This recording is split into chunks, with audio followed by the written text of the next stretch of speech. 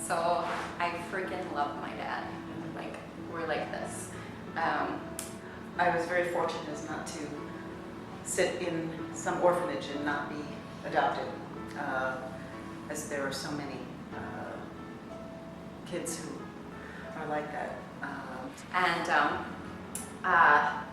You know, grew up on this farm, had a great childhood, all of those kinds of things. And my dad always kind of had a temper.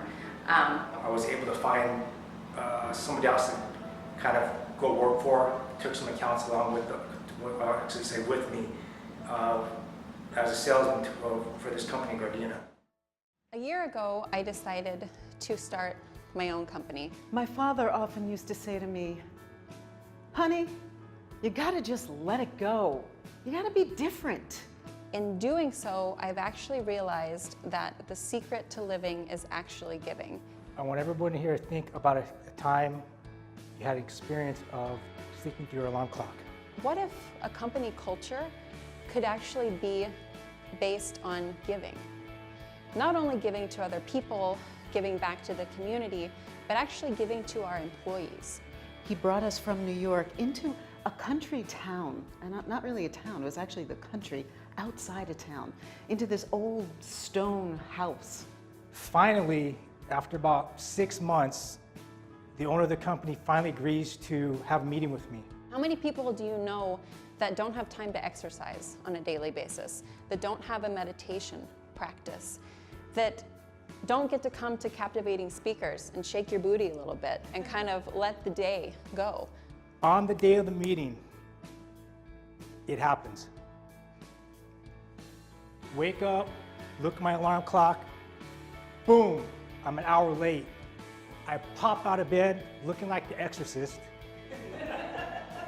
And I watched my father, this very different, magnanimous man, get closed off with his family in this community.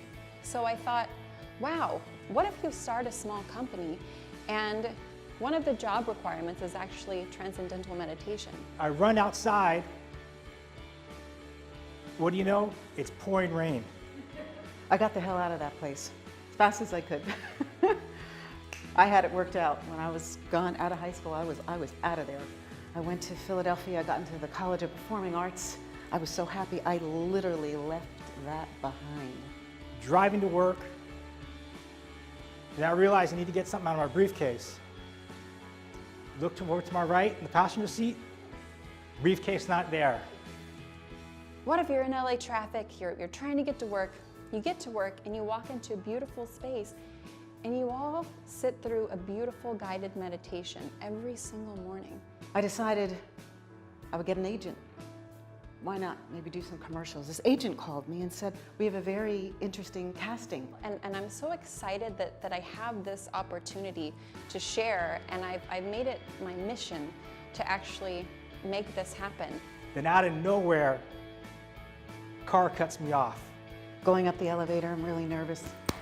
The heart, I feel it beating, thinking everybody else is feeling it. I'm nervous, sweating, going up. Get it together, I go into the room. I just remember I start to hydroplane. As I hydroplane, I step on the brake, and all of a sudden I'm spinning like this. The question I want to ask all of you is, what do you want people to say about you when you die? Director asked me, how do you like your Blue Cross and Blue Shield? I want people to say things about me. I want them to say, wow, Ashley was a giver. Look what she did. Look how she inspired others. And as I'm coming out of one spin, I'm just squeezing the steering wheel. I'm about to explode into the center median.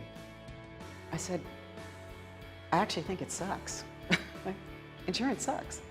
Why are we the most civilized nation, so to speak, and we don't have socialized medicine like Canada, like France? Me asking myself this simple question has changed the course of my life. And I encourage you all to do the same. Director has his head down.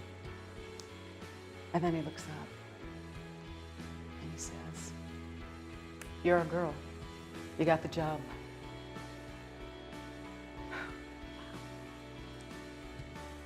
Honey, gotta be different. You got to stand out. You got to do things different than everybody else. And the next thing I remember,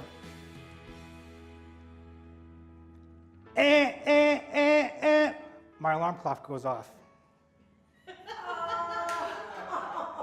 I was so nervous about the meeting, I dreamt the whole thing.